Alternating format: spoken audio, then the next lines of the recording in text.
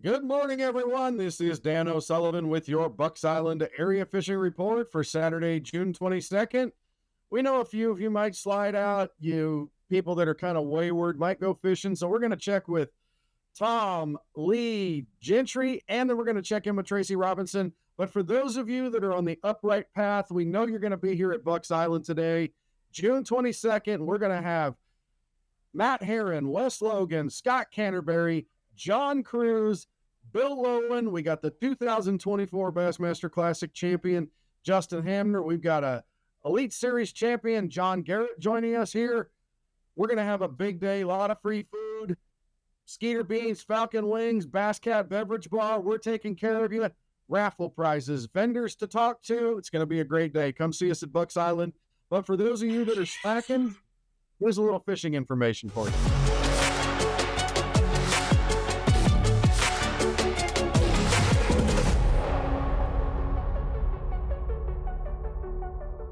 Well, let's talk fishing right now with Gentry Gordy. Gentry, I've taken up a whole bunch of your time, but let's talk about Lake Martin. I haven't had a chance to get to Martin or Jordan Dano, but I talked to some friends that have. One buddy of mine that lives up there on Martin, he said he said, of course, the night bite is still better. You know, big glides, big swim baits around the lights, of course. But he said he has seen some good largemouth in good spots, but they're coming deep. He's even thrown a spoon at them.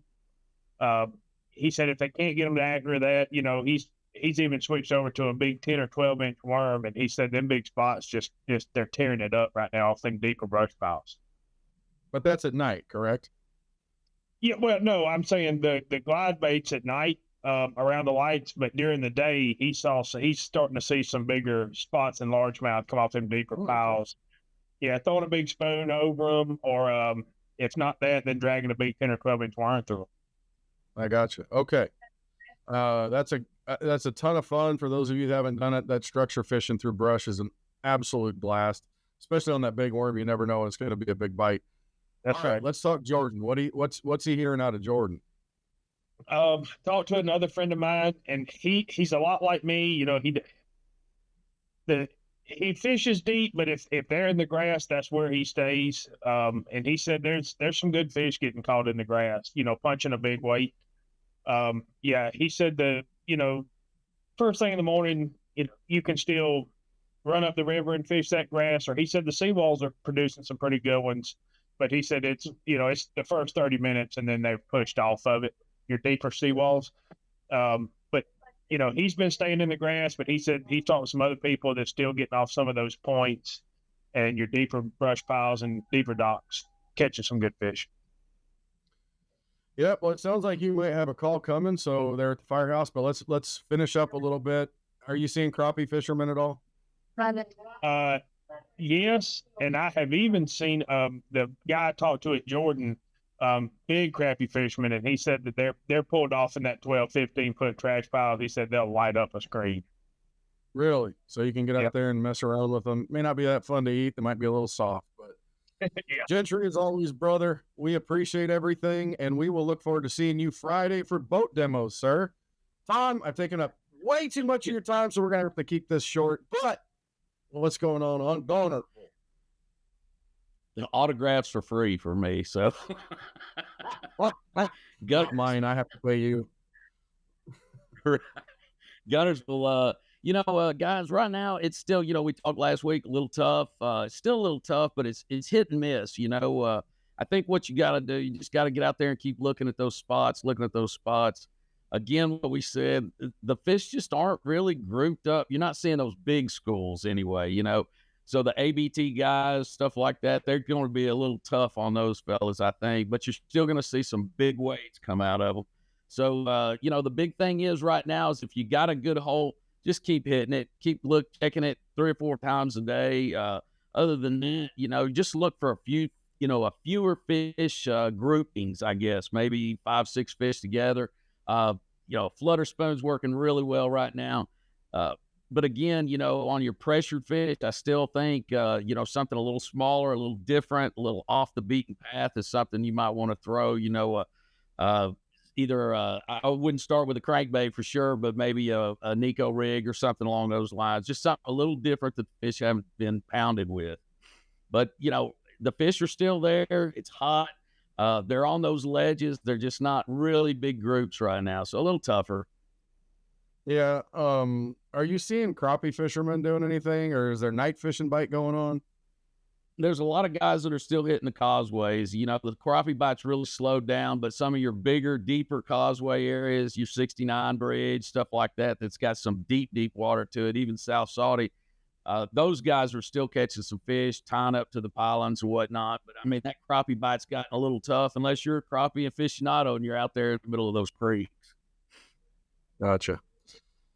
Man, I appreciate everything, Tom. We're looking forward to seeing you today here at Bucks Island. Appreciate everything, and we'll talk to you again next week, brother. Right now, we're going to check in with Lee Pitts and talk a little bit of fishing. We're going to talk Neely Henry right now. Lee, what's going on? Neely's still looking pretty good right now. It's it's not that hot summertime. It's here on us now, so you better have that K2 cooler packed with some ice and some drinks to Yep. you from falling out and taking a plunge right now. But just some fish, with the current coming through there, and on the Coosa, still got some fish in the grass early. Periodically up and down that river, they're going to roll in and out and feed. So it's something you can always keep a check on, keep a jig in your hand, keep something to kind of punch that thicker stuff with. Yep. But most of the guys, they're getting up there and playing that current. It's the time of year that you better have your generation schedules if you're going to make that trip up that river, because you're just going to sit there and wait on that current. I think a jig has been good up there. I know a lot of guys are kind of pitching a bigger worm, something you can just kind of let flow through that current and hit those eddy spots, and they're catching some good fish up there. Yeah. What about the crappie bite on Neely? Are you hearing anything? Not much. When it gets like this, there's some fish that you can get out there on the deep creek ledges on that brush. But once those big boats go to rolling, it's really hard to stay on top of them. So if you're going to crappie fish, do it from about daylight till about 9:30. And then really you can kind of pack it on in, unless you've got you some deeper docks with a little bit of shade, not much traffic. That's the only other way you can stay out there this heat. Gotcha. All right, let's go to Weiss. Tell me what's going on up there in the last minute. Weiss is a little bit, I almost said slow, but we're catching fish. We're just not catching the big fish that we're used to. The water's a little bit low right now, so some of those grass beds that normally the big fish will hold in early, if they drop that water 2-3 inches, those bigger fish tend to pull out off of them and look for some wood cover, so that your boat docks that has brush in them, any kind of log jams, lay downs, things like that. That's where a lot of these guys are really, really trying to pick apart right now and get that bass that's kind of got lethargic and he's tucked up underneath that wood, just waiting for something to drop down on him. But it's still, our ledge bite is picking up a little bit.